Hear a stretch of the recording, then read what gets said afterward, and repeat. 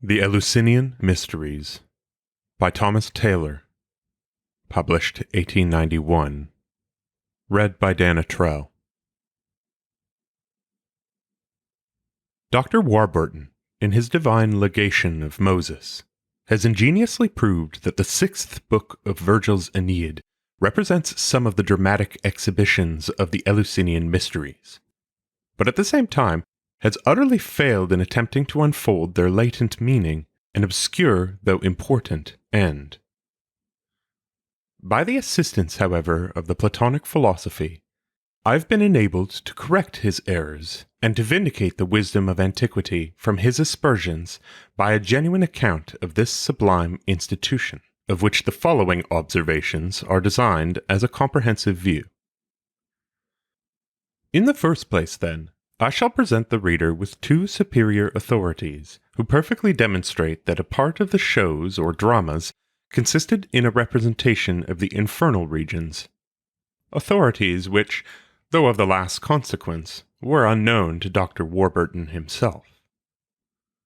The first of these is no less a person than the immortal Pindar, in a fragment preserved by Clement of Alexandria. Quote, "But Pindar, speaking of the Eleusinian Mysteries, says, 'Blessed is he who, having seen those common concerns in the underworld, knows both the end of life and its divine origin from Jupiter.'" End quote. The other of these is from Proclus in his commentary on Plato's Politicus, who, speaking concerning the sacerdotal and symbolical mythology, observes that from this mythology Plato himself establishes many of his own peculiar doctrines. Quote, "Since in the Phaedo he venerates with a becoming silence the assertion delivered in the arcane discourses that men are placed in the body as a prison, secured by a guard, and testifies, according to the mystic ceremonies, the different allotments of the purified and unpurified souls in Hades, their severed conditions, and the three-forked path from the peculiar places where they were, and this was shown according to traditionary institutions, every part of which is full of a symbolical representation, as in a dream, and a description which treated of the ascending and descending ways of the tragedies of Dionysus, Bacchus, or Zagreus, the crimes of the Titans, the three ways in Hades, and the wandering of everything of a similar kind." End quote. Having premised thus much, I now proceed to prove that the dramatic spectacles of the lesser mysteries were designed by the ancient theologians, their founders, to signify occultly the condition of the unpurified soul invested with an earthly body and enveloped in a material and physical nature, or, in other words, to signify that such a soul in the present life might be said to die, as far as it is possible for a soul to die, and that on the dissolution of the present body, while in this state of impurity, it would experience a death still more permanent and profound. That the soul, indeed, till purified by philosophy, suffers death through its union with the body, was obvious to the philologist Macrobius, who, not penetrating the secret meaning of the ancients, concluded from hence that they signified nothing more than the present body by their descriptions of the infernal abodes. But this is manifestly absurd, since it is universally agreed that all the ancient theological poets and philosophers inculcated the doctrine of a future state of rewards and punishments in the most full and decisive terms, at the same time occultly intimating that the death of the soul was nothing more than a profound union with the ruinous bonds of the body. Indeed, if these wise men believed in a future state of retribution, and at the same time considered a connection with the body as death of the soul, it necessarily follows that the soul's punishment and existence hereafter are nothing more than a continuation of its state at present, and a transmigration, as it were, from sleep to sleep, and from dream to dream. But let us attend to the assertions of these divine men concerning the soul's union with a material nature, and to begin with the obscure and profound Heraclitus, speaking of souls unembodied, "We live their death, and we die their life." And Empedocles, deprecating the condition termed generation, beautifully says of her, "The aspect changing with destruction dread, she makes the living pass into the dead." And again, lamenting his connection with this corporeal world, he pathetically exclaims, "For this I weep, for this indulge my woe, that ere my soul such novel realms should know." Plato, too, it is well known, considered the body as the sepulchre of the soul, and in the Cratylus concurs with the doctrines of Orpheus, that the soul is punished through its union with body. This was likewise the opinion of the celebrated Pythagorean Philolaus, as is evident from the following remarkable passage in the Doric dialect, preserved by Clement of Alexandria in the Stromata, Book 3. "The ancient theologians and priests also testify that the soul is united with the body as if for the sake of punishment, and so is buried in body as in a sepulchre." And lastly, Pythagoras himself confirms the above sentiments when he beautifully observes, according to Clement in the same book, that whatever we see when awake is death, and when asleep, a dream.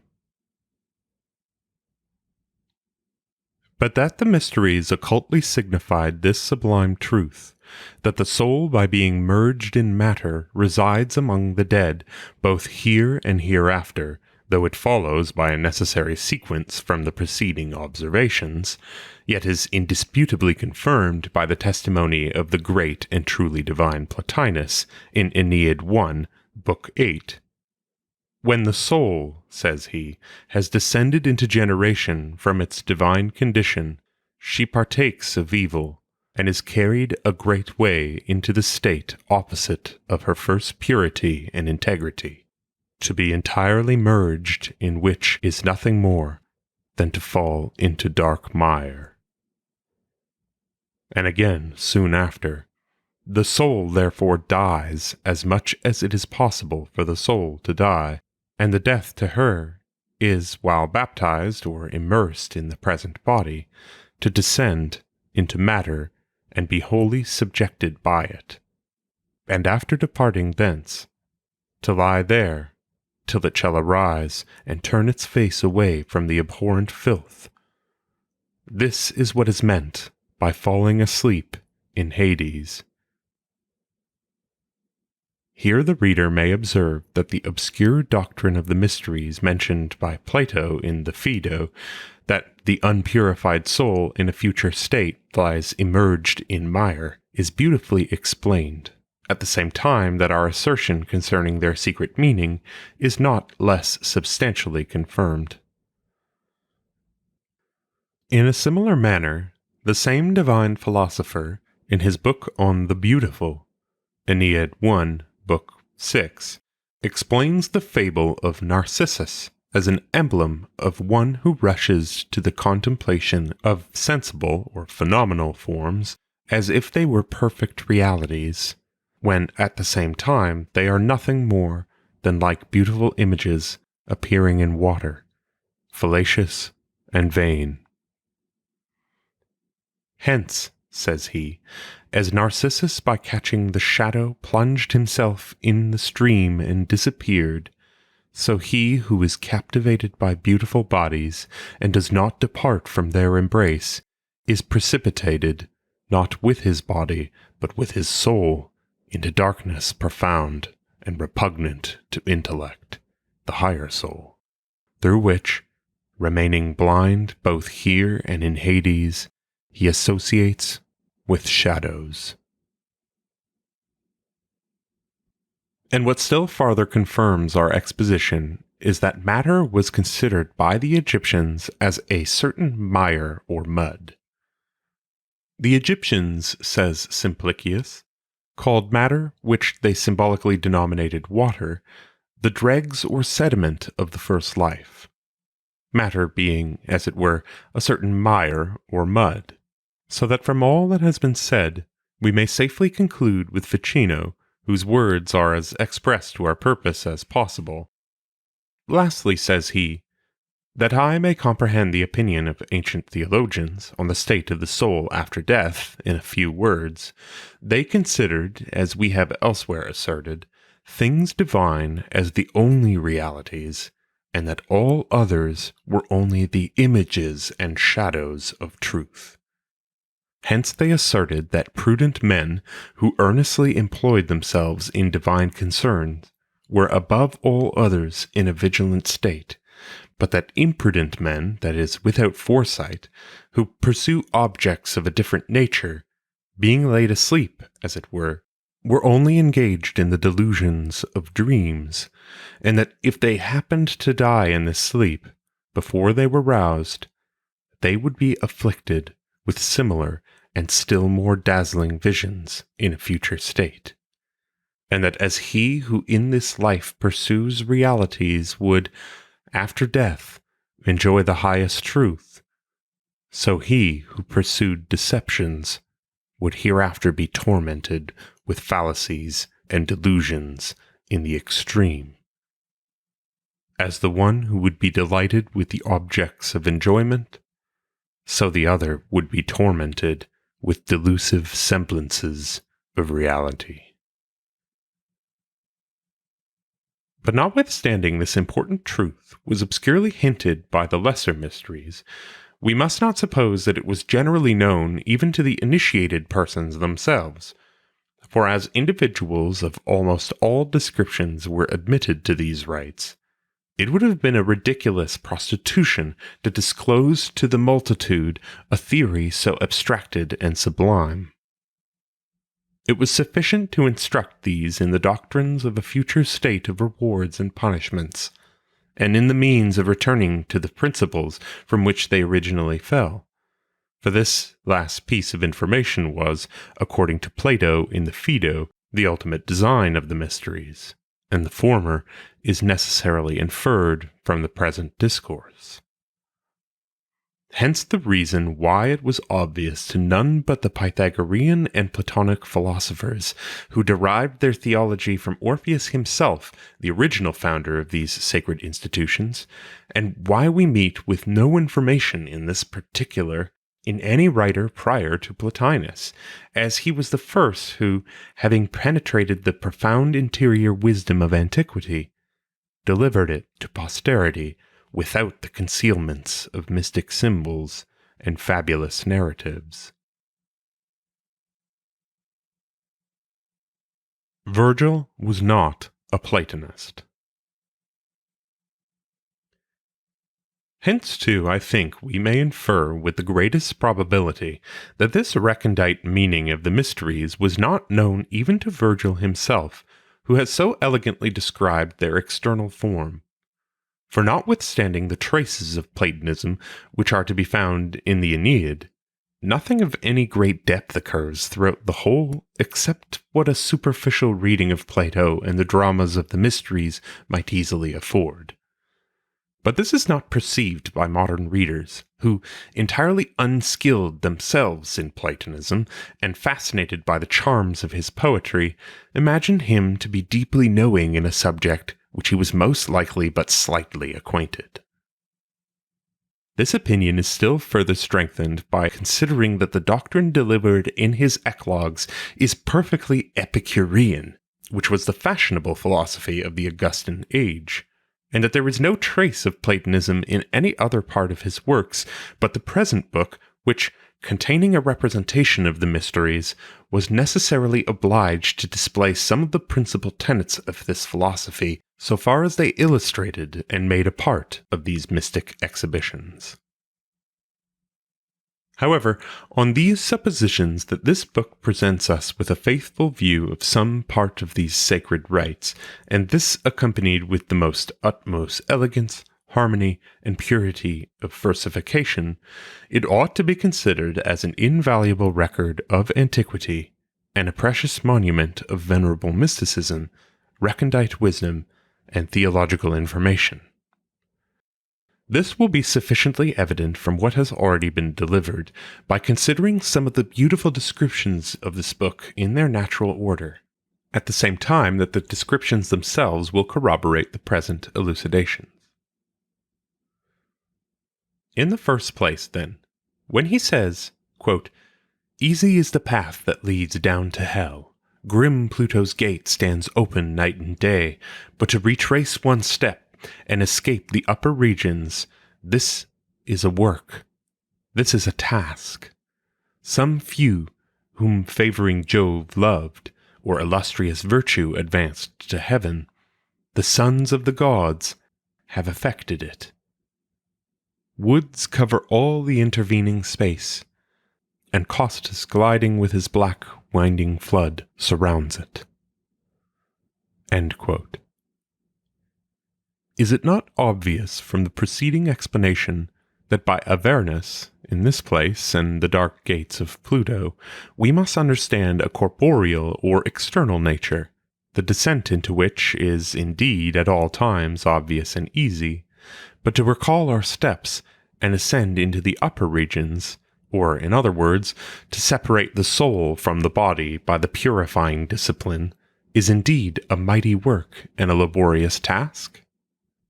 For a few only, the favorites of heaven, that is, born with a true philosophic genius, and whom ardent virtue has elevated to a disposition and capacity for divine contemplation, have been enabled to accomplish this arduous design. But when he says that all the middle regions are covered with woods, this likewise plainly intimates a material nature. The word silva is well known, being used by ancient writers to signify matter, and implies nothing more than the passage leading to the barathrum, abyss, of the body, that is, into profound darkness and oblivion. This is through the medium of a material nature, and this medium is surrounded by the black bosom of Cocytus, that is, by bitter weeping and lamentations, the necessary consequence of the soul's union with a nature entirely foreign to her own. So that the poet in this particular perfectly corresponds with Empedocles in the line we have cited above, where he exclaims, alluding to this union, "For this I weep, for this indulge my woe, that ere my soul such novel realms should know." In the next place, he thus describes the cave through which Aeneas descended to the infernal regions. Quote, "There was a cave profound and hideous, with wide yawning mouth, stony, fenced by a black lake, and the gloom of woods, over which none of the flying kind were able to wing their way unhurt. Such exhalations issuing from its grim jaws ascended to the vaulted skies, for which reasons the Greeks called the place by the name Aornos, without birds." End quote.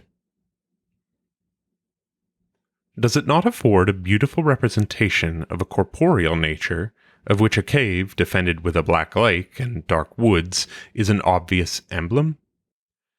For it occultly reminds us of the ever-flowing and obscure condition of such a nature, which may be said, quote, "to roll incessant with impetuous speed, like some dark river into matter's sea." End quote. Nor is it with less propriety denominated Aornus, that is, destitute of birds, for on account of its native sluggishness and inactivity, and its merged condition, being situated in the outmost extremity of things, it is perfectly debile and languid, incapable of ascending into the regions of reality and exchanging its obscure and degraded station for one every way splendid and divine. The propriety, too, of sacrificing, previous to his entrance, to night and earth, is obvious, as both these are emblems of a corporeal nature. In the verses which immediately follow, "So now at the first beams and rising of the sun, The earth under the feet begins to rumble, the wooded hills to quake, and the dogs were seen howling through the shade as the goddess came hither. We may perceive an evident allusion to the earthquakes, etc., attending the descent of the soul into body, mentioned by Plato in the 10th book of his Republic. Since the lapse of the soul, as we shall see more fully hereafter, was only one of the important truths which these mysteries were intended to reveal. And the howling dogs are symbols of material demons, who are thus denominated by the Magian oracles of Zoroaster, on account of their ferocious and malevolent dispositions, ever baneful to the felicity of the human soul.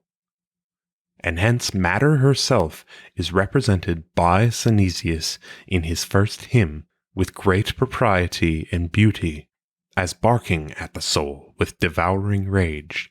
for thus he sings, addressing himself to the deity. Blessed, thrice blessed, who with winged speed from Hylae's dread voracious barking flies, and leaving earth's obscurity behind, by a light leap directs his step to thee.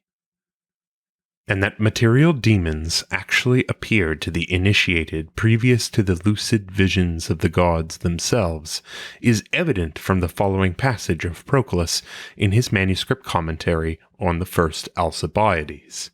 Quote, "In the most interior sanctities of the mysteries, before the presence of the god, the rushing forms of earthly demons appear and call the attention from the immaculate good to matter." End quote. And Pletho, on the oracles, expressly asserts that these spectres appeared in the shape of dogs. After this, Aeneas is described as proceeding to the infernal regions through profound night and darkness. Quote,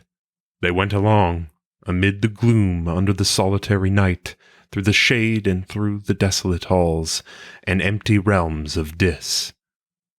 Such is a journey in the woods beneath the unsteady moon with her stingy light, when Jupiter has enveloped the sky in shade, and the black night has taken from all objects their color." End quote. And this with the greatest propriety, for the mysteries, as is well known, were celebrated by night, and in the Republic of Plato, as cited above, souls are described as falling into the estate of generation at midnight,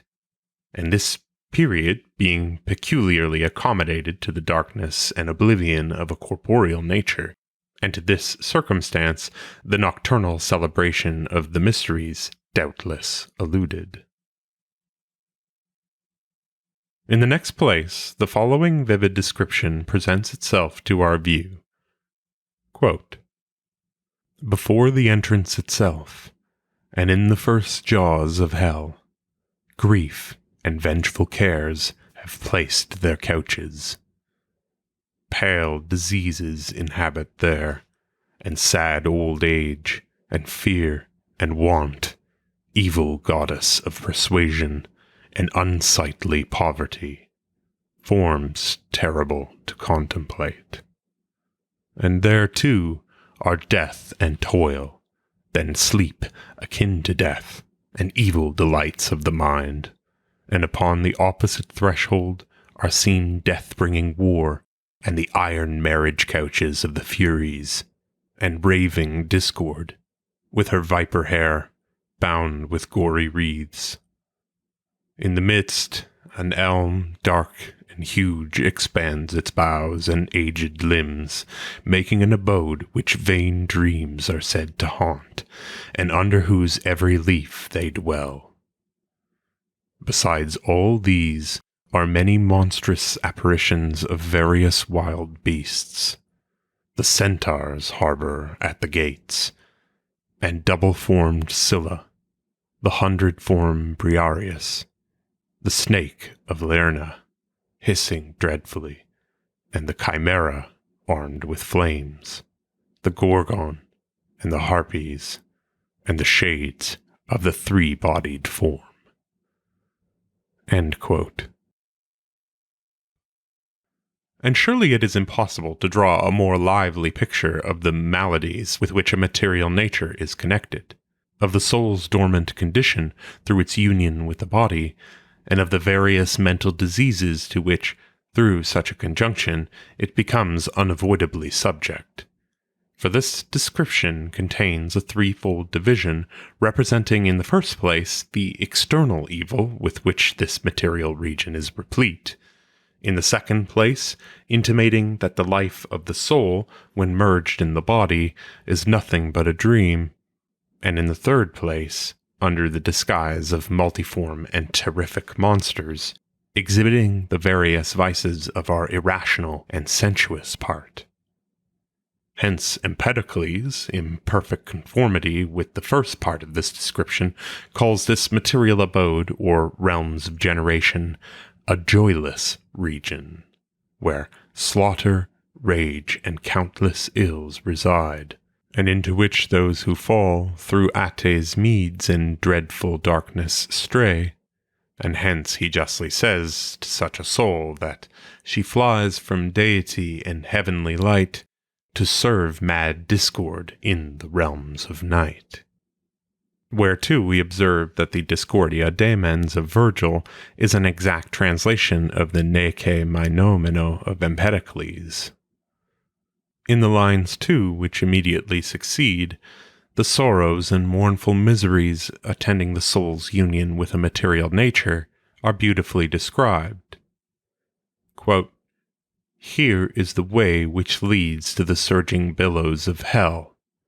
Here an abyss turbid boils up with loathsome mud and vast whirlpools, and vomits all its quicksand into Cocytus." End quote. And when Charon calls out to Aeneas to desist from entering any further, and tells him, "Here to reside delusive shades delight, for naught dwells here but sleep and drowsy night," nothing can more aptly express the condition of the dark regions of the body, into which the soul, when descending, meets with nothing but shadows and drowsy night, and by persisting in her course, is at length lulled into profound sleep, and becomes a true inhabitant of the phantom abodes of the dead. Aeneas, having now passed over the Stygian lake, meets with the three-headed monster Cerberus, the guardian of these infernal abodes. Quote, "At length across the river safe, the prophetess and the man, he lands upon the slimy strand, upon the blue sedge. Huge Cerberus makes these realms of death resound with barking from his threefold throat as he lies stretched at prodigious length in the opposite cave." End quote. By Cerberus we must understand the discriminative part of the soul, of which a dog, on account of its sagacity, is an emblem, and the three heads signify the triple distinction of this part into the intellective or intuitional, the cogitative or rational, and opinionative powers. With respect to these three kinds of persons described as situated on the borders of the infernal realms, the poet doubtless intended by this enumeration to represent to us the three most remarkable characters who, though not apparently deserving of punishment, are yet each of them similarly immerged in matter, and consequently require a similar degree of purification. The persons described are, as is well known, first the souls of infants snatched away by untimely ends, secondly, such as are condemned to death unjustly, and thirdly, those who, weary of their lives, become guilty of suicide. And with respect to the first of these, or infants, their connection with a material nature is obvious. The second sort, too, who are condemned to death unjustly, might be supposed to represent the souls of men who, though innocent of one crime for which they were wrongfully punished, have notwithstanding been guilty of many crimes for which they are receiving proper chastisement in Hades, that is, through a profound union with a material nature. And the third sort, or suicides, though apparently separated from body, have only exchanged one place for another of similar nature, since conduct of this kind, according to the arcana of divine philosophy, instead of separating the soul from its body, only restores it to a condition perfectly correspondent to its former inclinations and habits, lamentations, and woes. But if we examine this affair more profoundly, we shall find that these three characters are justly placed in the same situation because the reason of punishment is in each equally obscure. For is it not a just matter of doubt why the souls of infants should be punished? And is it not equally dubious and wonderful why those who have been unjustly condemned to death in one period of existence should be punished in another? As to suicides, Plato in his Phaedo says that the prohibition of this crime in the Aporeta is a profound doctrine, and not easy to be understood. Indeed, the true cause why the two first of these characters are in Hades can only be ascertained from the fact of a prior state of existence, in surveying which the latent justice of punishment will be manifestly revealed, the apparent inconsistencies in the administration of Providence fully reconciled, and the doubts concerning the wisdom of its proceedings entirely dissolved. And as to the last of these, or suicides, since the reason of their punishment, and why an action of this kind is in general highly atrocious, is extremely mystical and obscure, the following solution of this difficulty will, no doubt, be gratefully received by the Platonic reader, as the whole of it is nowhere else to be found but in manuscript. Olympiodorus, then, a most learned and excellent commentator on Plato, in his commentary on that part of the Phaedo where Plato speaks of the prohibition of suicide in the Aporeta, observes as follows, quote, "The argument which Plato employs in this place against suicide is derived from the Orphic mythology, in which 4 kingdoms are celebrated. The first, of Uranus, heaven, whom Cronos or Saturn assaulted, cutting off the genitals of his father. But after Saturn, Zeus or Jupiter succeeded the government of the world, having hurled his father into Tartarus. And after Jupiter, Dionysus or Bacchus rose to light, who, according to report, was through the insidious treachery of Hera or Juno torn into pieces by the Titans, by whom he was surrounded, and who afterward tasted his flesh. But Jupiter, enraged at the deed, hurled his thunder at the guilty offenders and consumed them to ashes. Hence, a certain matter being formed from the ashes or sooty vapor of the smoke ascending from their burning bodies, out of this mankind were produced. It is unlawful, therefore, to destroy ourselves, not as the words of Plato seem to import, because we are in the body as in a prison secured by a guard, for this is evident, and Plato would not have called such an assertion arcane, but because the body is dionysiacal, or of the nature of Bacchus. For we are part of him, since we are composed from the ashes, or sooty vapor of the Titans who tasted his flesh. Socrates, therefore, as if fearful of disclosing the arcane part of this narration, relates nothing more of the fable than that we are placed as in a prison secured by a guard, but the interpreters relate the fable openly. After this, he beautifully observes that these 4 governments signify the different gradations of virtue according to which our soul contains the symbols of all the qualities, both contemplative and purifying, social and ethical. For it either operates according to the theoretic or contemplative virtues, the model of which is the government of Uranus or heaven, that we may begin from on high, and on this account Uranus or heaven is so called para tu para ano horan, from beholding the things above, or it lives purely, the exemplar of which is the Cronian or Saturnian kingdom, and on this account Kronos is named Koronous, one who perceives through himself. Hence he is said to devour his own offspring, signifying the conversion of himself into his own substance.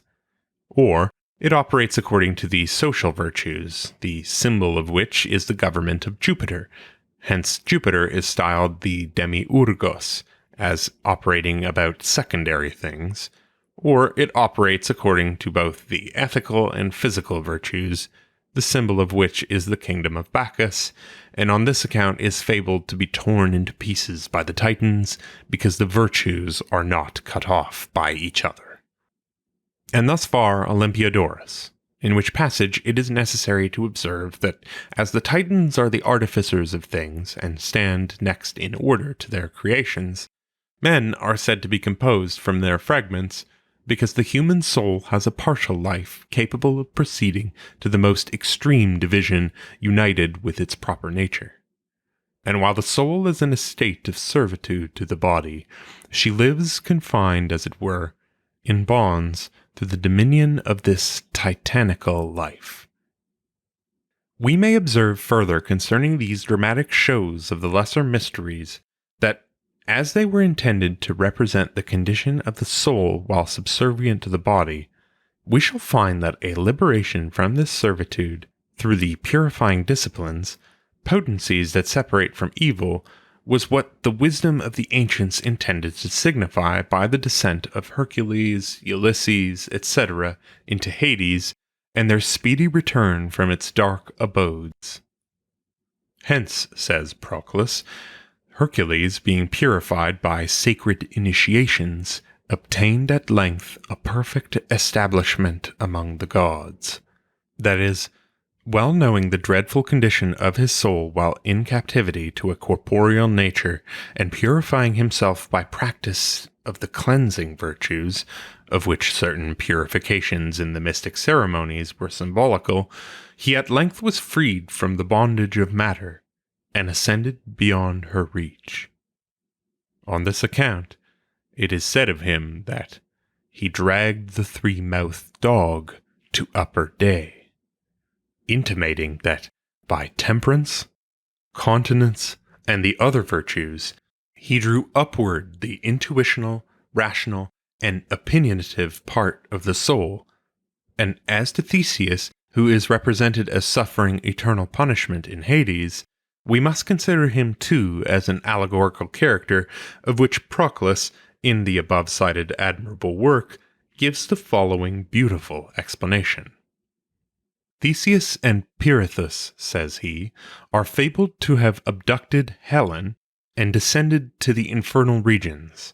That is, they were lovers of both mental and visible beauty. Afterward, one of these, Theseus, on account of his magnanimity, was liberated by Hercules from Hades, but the other, Pirithous, remained there because he could not attain to the difficult height of divine contemplation. This account, indeed, of Theseus can by no means be reconciled with Virgil's. There sits, and forever shall sit, the unhappy Theseus. Nor do I see how Virgil can be reconciled with himself, who, a little before this, represents him as liberated from Hades. The conjecture, therefore, of Hyginus is most probable, that Virgil, in this particular, committed an oversight which, had he lived, he would doubtless have detected and amended. This, at least, is much more probable than the opinion of Dr. Warburton, that Theseus was a living character who once entered into the Eleusinian mysteries by force, for which he was imprisoned upon earth, and afterward punished in the infernal realms. For if this was the case, why is not Hercules also represented as in punishment? And this with much greater reason, since he actually dragged Cerberus from Hades, whereas the fabulous descent of Theseus was attended with no real, but only intentional mischief. Not to mention that Virgil appears to be the only writer of antiquity who condemns this hero to an eternity of pain. Nor is the secret meaning of the fables concerning the punishment of impure souls less impressive and profound as the following extract from the manuscript commentary of Olympiodorus on the Gorgias of Plato will abundantly affirm. Ulysses, says he, descending into Hades, saw among others Sisyphus and Tityus and Tantalus. Tityus he saw lying on the earth, and a vulture devouring his liver, the liver signifying that he lived solely according to the principle of cupidity in his nature, and through this was indeed internally prudent. But the earth signifies that his disposition was sordid. But Sisyphus, living under the dominion of ambition and anger, was employed in continually rolling a stone up an eminence, because it perpetually descended again, its descent implying the vicious government of himself, and his rolling the stone the hard, refractory, and as it were rebounding condition of his life. And lastly, he saw Tantalus, extended by the side of a lake, and that there was a tree before him with abundance of fruit on its branches, which he desired to gather, but it vanished from his view. And this indeed indicates that he lived under the dominion of fantasy, but his hanging over the lake, and in vain attempting to drink, implies the elusive, humid, and rapidly gliding condition of such a life. So that according to the wisdom of the ancients, and the most sublime philosophy, the misery which a soul endures in the present life, when giving itself up to the dominion of the irrational part, is nothing more than the commencement, as it were, of that torment which it will experience hereafter. A torment of the same in kind, though different in degree, as it will be much more dreadful, vehement, and extended. And by the above specimen, the reader may perceive how infinitely superior the explanation which the Platonic philosophy affords of these fables is to the frigid and trifling interpretations of Bacon and other mythologists, who are able indeed to point out their correspondence to something in the natural or moral world, because such is the wonderful connection of things that all things sympathize with all, but are at the same time ignorant that these fables were composed by men divinely wise, who framed them after the model of the highest originals, and from the contemplation of real and permanent being, and not from regarding the delusive and fluctuating objects of sense. This indeed will be evident to every ingenuous mind, that reflecting that these wise men universally considered hell or death as commencing in the present life, as we have already abundantly proved, and that consequently sense is nothing more than the energy of the dormant soul, and a perception, as it were, of the delusions of dreams. In consequence of this, it is absurd in the highest degree to imagine that such men would compose fables from the contemplation of shadows only, without regarding the splendid originals from which these dark phantoms were produced. Not to mention that their harmonizing so much more perfectly with intellectual explications is an indisputable proof that they were derived from an intellectual, that is, noetic, source. And thus much for the dramatic shows of the lesser mysteries, or the first part of these sacred institutions, which was properly denominated telete, the closing up, and muesis, the initiation, as containing certain perfective rites, symbolical exhibitions, and the imparting and reception of sacred doctrines, previous to the beholding of the most splendid visions, or epopteia. For thus the gradation of the mysteries is disposed by Proclus in the Theology of Plato, Book 4. The perfective rite, telete, says he, precedes in order the initiation, muesis, and initiation, the final apocalypse, epopteia. At the same time, it is proper to observe that the whole business of initiation was distributed into 5 parts, as we are informed by Theon of Smyrna, in Mathematica, who thus elegantly compares philosophy to these mystic rites. Again, says he, philosophy may be called the initiation into true sacred ceremonies, and the instruction in genuine mysteries, for there are 5 parts of initiation. The first of which is the previous purification, for neither are the mysteries communicated to all who are willing to receive them, but there are certain persons who are prevented by the voice of the crier, such as those who possess impure hands and an inarticulate voice, since it is necessary that those that are not expelled from the mysteries should first be refined by certain purifications. But after purification, the reception of the sacred rites succeeds. The third part is denominated epopteia, or reception, and the fourth, which is the end and design of the revelation, is the investiture, the binding of the head and fixing of the crowns. The initiated person is, by this means, authorized to communicate to others the sacred rites in which he has been instructed, whether after this he becomes a torchbearer or a hierophant of the mysteries, or sustains some other part of the sacerdotal office. But the fifth, which is produced from all these, is friendship and interior communion, and the enjoyment of that felicity which arises from intimate converse with divine beings. Similar to this is the communication of political instruction, for in the first place a certain purification precedes, or else an exercise in proper mathematical discipline from an early youth. For thus Empedocles asserts that it is necessary to be purified from sordid concerns by drawing from 5 fountains with a vessel of indissoluble brass. But Plato, that purification is to be derived from the 5 mathematical disciplines, namely from arithmetic, geometry, stereometry, music, and astronomy, but the philosophical instruction in theorems, logical, political, and physical, is similar to initiation. But he, that is Plato, denominates epopteia a contemplation of things which are apprehended intuitively, absolute truths and ideas.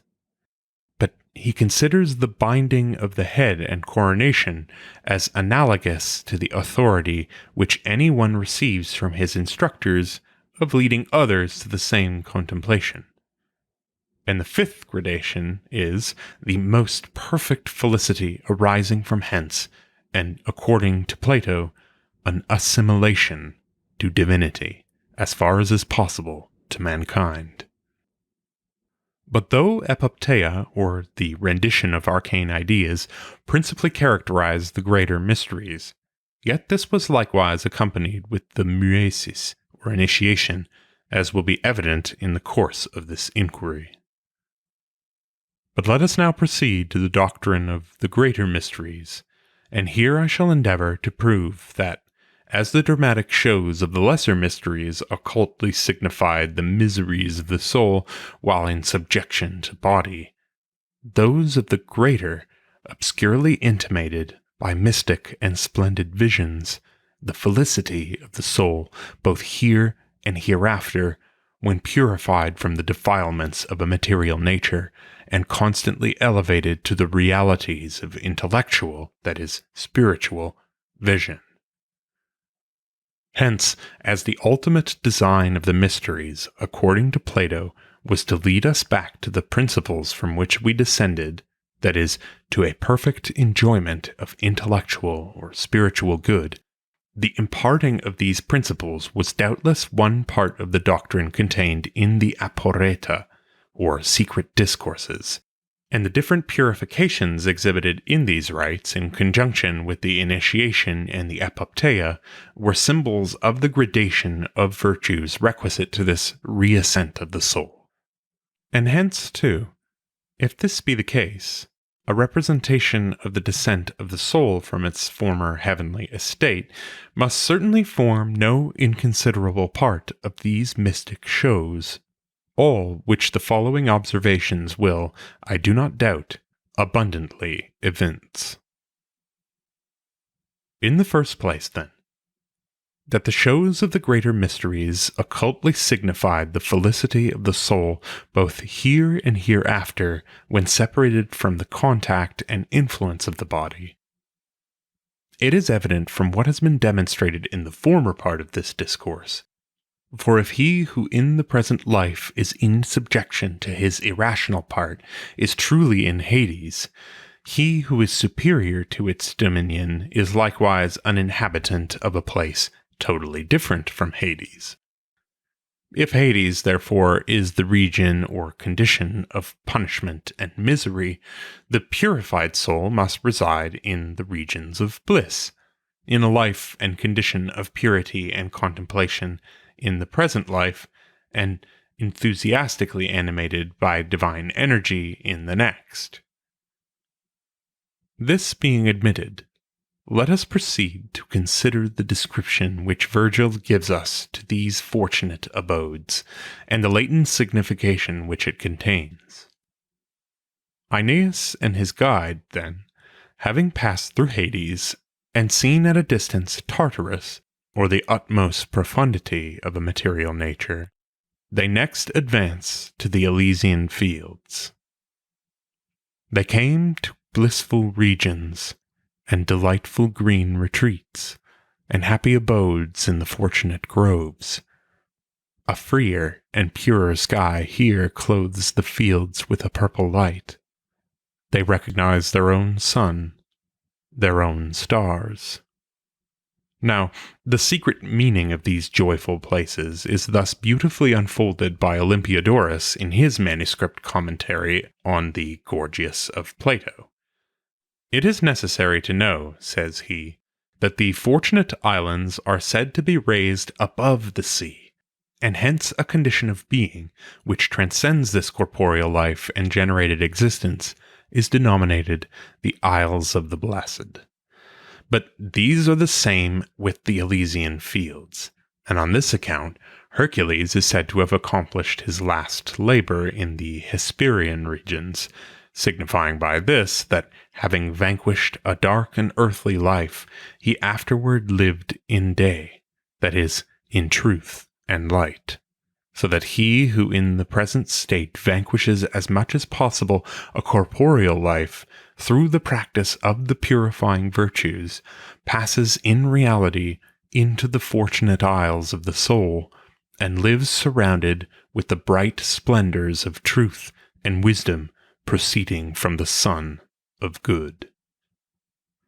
The poet, in describing the employments of the blessed, says, quote,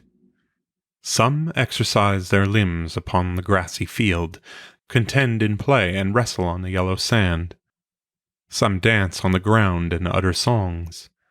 The priestly Thracian, likewise, in his long robe, Orpheus responds in melodious numbers to the 7 distinguished notes, and now strikes them with his fingers, now with the ivory quill. Here are also the ancient race of Teucer, Il, Assarac, and Dardan, the founder of Troy, a most illustrious progeny, noble heroes born in happier years." Aeneas, looking from afar, admires the arms and empty war-cars of the heroes. There stood spears fixed in the ground, and scattered over the plain, horses are feeding.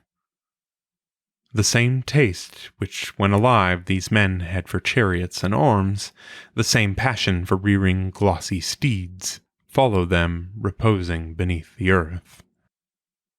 Lo! Also he views others, on the right and left, feasting on the grass and singing in chorus the joyful paean, amid a fragrant grove of laurel, whence from above the greatest river Eridanus rolls through the woods. End quote. This must not be understood as if the soul in the regions of felicity retained any affection for material concerns, or was engaged in the trifling pursuits of everyday corporeal life, but that, when separated from generation and the world's life, she is constantly engaged in employments proper to the higher spiritual nature, either in divine contests of the most exalted wisdom, informing the responsive dance of refined imaginations, in tuning the sacred lyre of mystic piety to strains of divine fury and ineffable delight, in giving free scope to the splendid and winged powers of the soul, or nourishing the higher intellect with the substantial banquets of intelligible, spiritual food. Nor is it without reason that the river Eridanus is represented as flowing through these delightful abodes, and is at the same time denominated plurimus, greatest, because a great part of it was absorbed in the earth without emerging from thence. For a river is the symbol of life, and consequently signifies in this place the intellectual or spiritual life, proceeding from on high, that is, from divinity itself, and gliding with prolific energy through the hidden and profound recesses of the soul. In the following lines he says, "No one of us has a fixed abode. We inhabit the dark groves, and occupy couches on the river banks, and meadows fresh with little rivulets." By the blessing not being confined to a particular habitation is implied that they are perfectly free in all things, being entirely free from all material constraints, and purified from all inclination incident to the dark and cold tenement of the body. The shady groves are symbols of the retiring of the soul to the depth of her essence, and there by energy solely divine, establishing herself in the ineffable principle of things.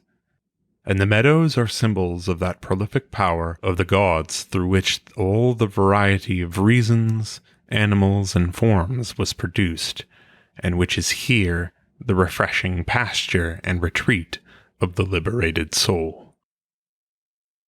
But that the communication of knowledge of the principles from which the soul descended formed a part of the sacred mysteries is evident from Virgil, and that this was accompanied with a vision of these principles or gods is no less certain from the testimony of Plato, Apuleius, and Proclus.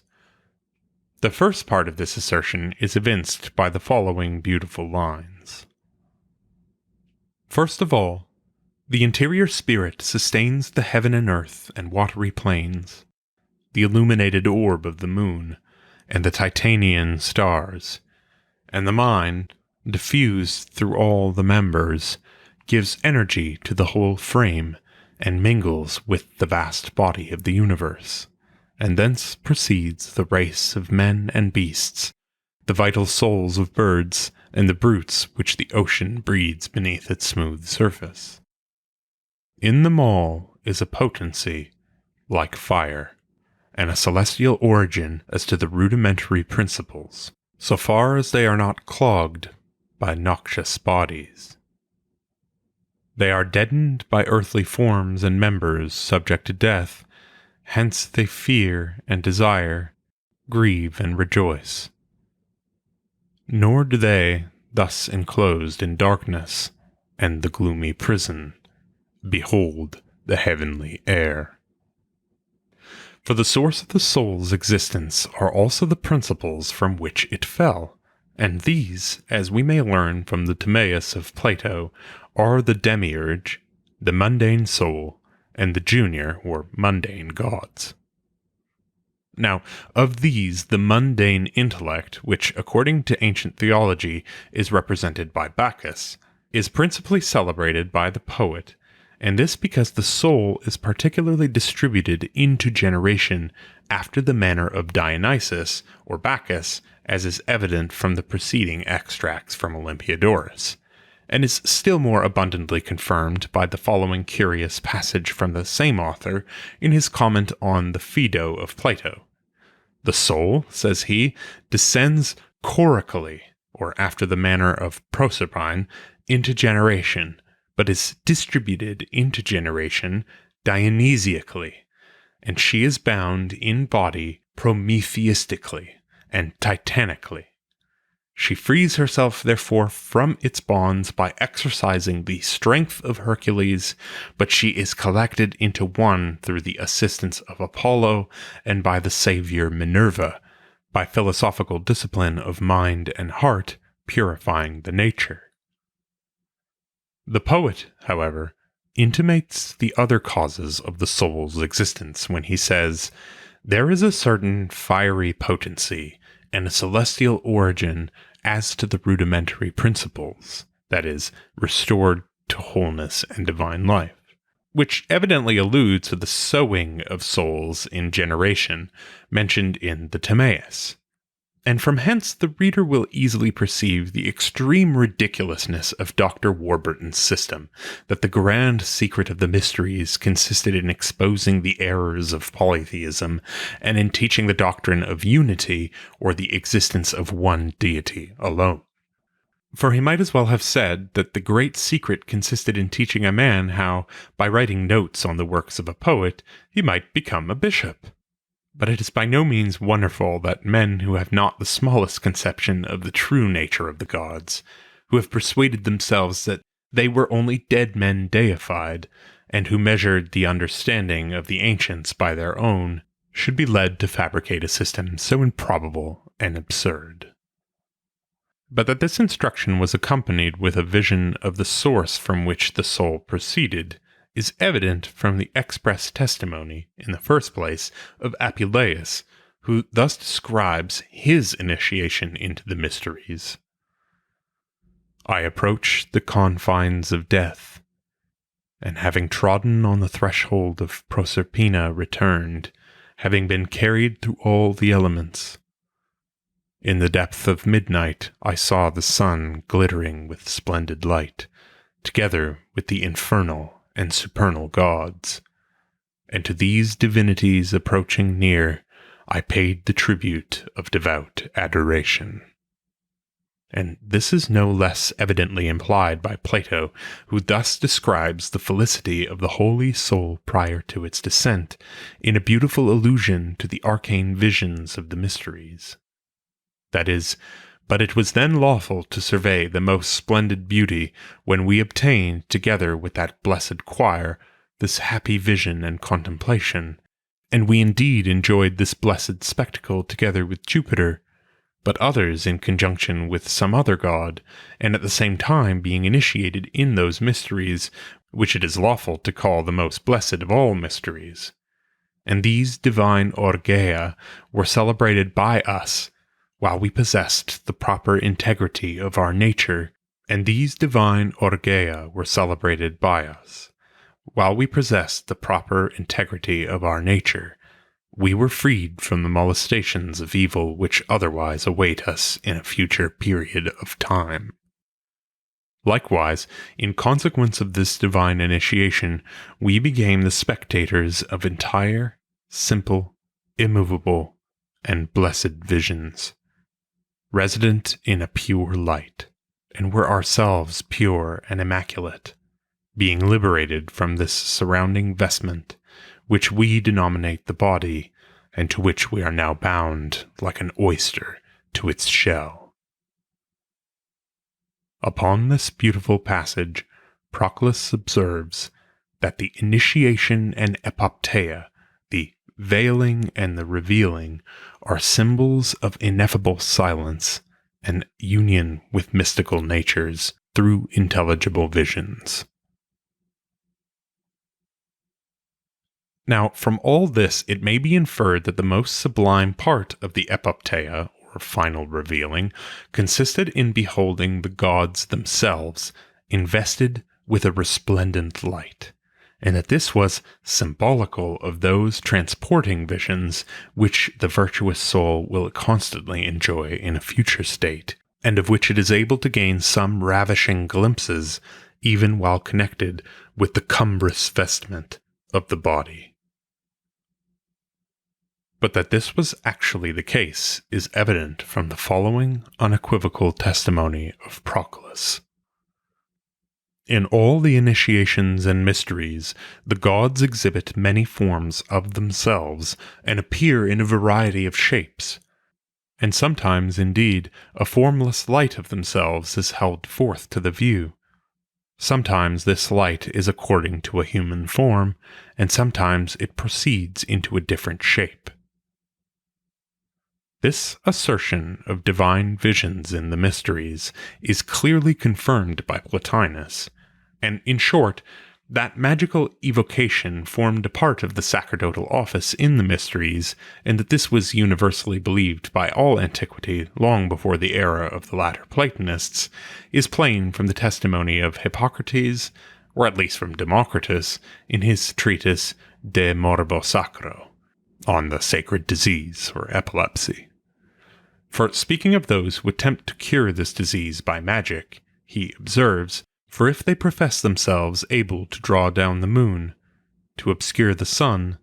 to produce stormy and unpleasant weather, and likewise showers of rain and heats, and to render the sea and earth barren, and to accomplish everything of this kind, whether they derive this knowledge from the mysteries, or from some other mental effort or meditation,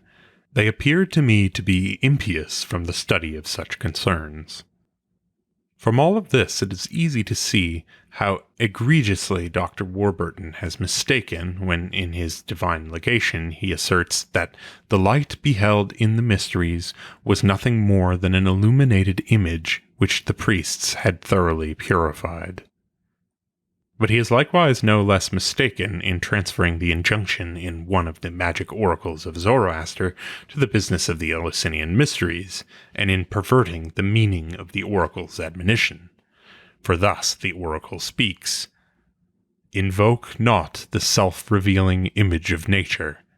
for you must not behold these things before your body has received initiation." Upon which he observes that the self-revealing image was only a diffusive shining light, as the name partly declares. But this is a piece of gross ignorance, from which we might have been freed by an attentive perusal of Proclus on the Timaeus of Plato,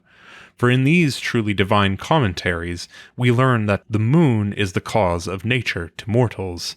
the self-revealing image of the fountain of nature. If the reader is desirous of knowing what we are to understand by the fountain of nature, of which the moon is the image, let him attend to the following information derived from a long and deep study of ancient theology. For from hence I have learned that there are many divine fountains contained in the essence of the demiurge of the world, and that among these there are three of a very distinguished rank, namely the fountain of souls, or Juno, the fountain of virtues, or Minerva, and the fountain of nature, or Diana.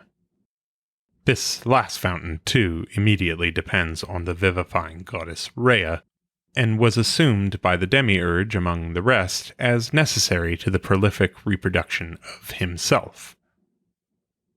And this information will enable us, besides, to explain the meaning of the following passages in Apuleius, which, from not being understood, have induced modern readers to believe that Apuleius acknowledged but one deity alone. The first of these passages is in the beginning of the 11th book of his Metamorphoses, in which the divinity of the moon is represented as addressing him in this sublime manner. "Behold, Lucius, moved with thy supplications, I am present. I who am nature, the parent of things, mistress of all the elements, initial progeny of the ages, the highest of the divinities, queen of departed spirits, the first of the celestials, of gods and goddesses the sole likeness of all, who rule by my nod the luminous heights of the heavens, the salubrious breezes of the sea, and the woeful silences of the infernal regions, and whose divinity, in itself but one, is venerated by all the earth, in many characters, various rites, and different appellations. Hence the primitive Phrygians call me Pessinuntica, the mother of the gods, the Attic autochthons, Cecropian Minerva, the wave-surrounded Cyprians, Panthean Venus, the arrow-bearing Cretans, Dictinian Diana, the three-tongued Sicilians, Stygian Proserpina,